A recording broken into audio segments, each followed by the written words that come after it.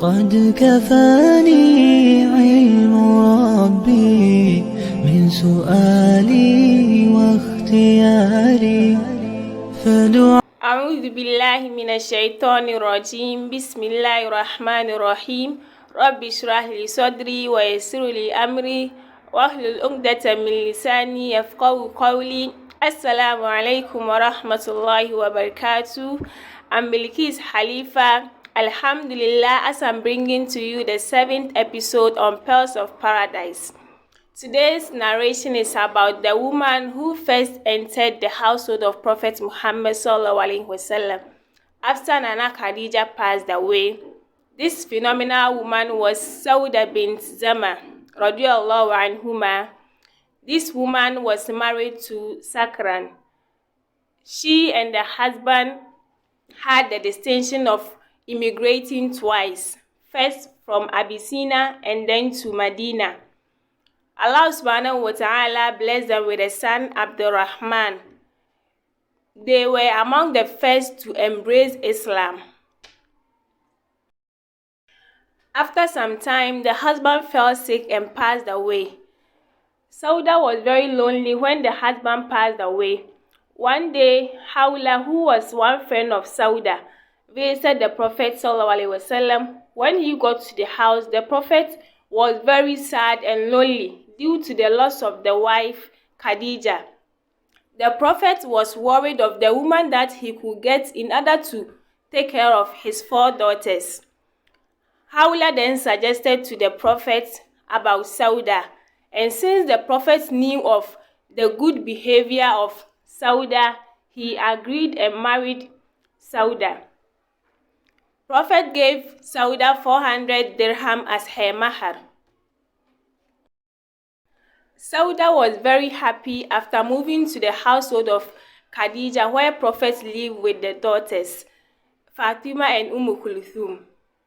Looking at Sauda, when Prophet proposed to her, she accepted Prophet's proposal in good faith, even though the Prophet was a widower and was having children as well. But what do we see today? Most women of today, when a man is a widower and having kids as well, we refuse to take their proposals because of their children, which shouldn't be so. But Sauda accepted Prophet's proposal in good faith and took all responsibilities as a wife and a mother. Also, she felt she was fortunate because her future was assured. Imagine marrying a prophet is not an easy. Sauda was a great storyteller. Her favorite stories to tell were those that included the family of prophets who had migrated to Abyssinia with her, especially the daughter of Prophet Ruqayya and the husband Uthman bin Affan. She does that in order to have some physical contact with the family. Prophet and the daughters listened to her memorable experience with great interest. But what do we see today? Mothers of today, they don't spend time with their kids. They don't share their memorable life experience with their kids. All what they do is to be busy with their technological gadgets, mobile phones, and watching of television, especially with these telenovelas, which at the end we don't gain anything good from. We should try as much as possible to have some memorable experience with our kids, to share our life experience with our kids, for them to learn some good morals out of that. When we do that, it will help to create unity and bring peaceful home. In addition, Sauda was a generous woman. Her level of generosity was outstanding. She was generous when it comes to other people's emotion. Could you imagine this woman allotted her days with the Prophet to Nana Aisha?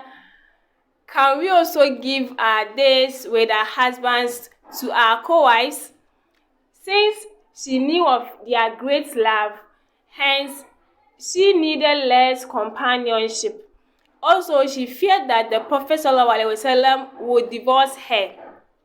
It was at that point that Allah subhanahu wa ta'ala revealed the verse in Surah An-Nisa that وَإِنِ امْرَأَةٌ خَافَتْ مِنْ بَعْلِهَا نُشُوزًا أَوْ إِعْرَاضًا فَلَا جُنَاحَ عَلَيْهِمَا أن يصلح بينهما صلحا والصلح خير. And if a woman fears cruelty on her husband's part, there is no sin on them, but if they make terms of peace between them, if they make terms of peace between themselves, and making peace is better. A woman of your old age and you think you can't execute your duties as a wife due to certain reasons, either your health reason or your age, it will be advisable for you to allot your days with your husband to your co-wife. That's when you are in a polygamous marriage. If not, you can advise your husband to get another woman to assist you. With that, your husband is supposed to take care of you, provide everything for you, as Sauda did. This woman's heart was totally free of jealousy.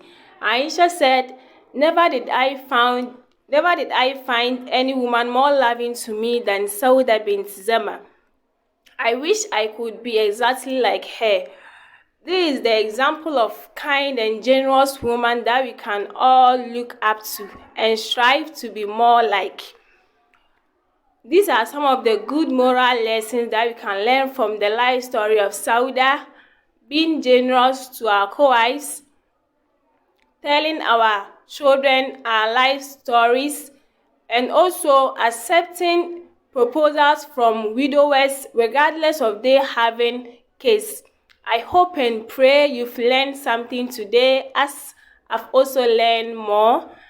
سبحانك اللهم وبحمدك نشهد أن لا إله إلا أنت نستغفرك ونتوب إليك والسلام عليكم ورحمة الله وبركاته.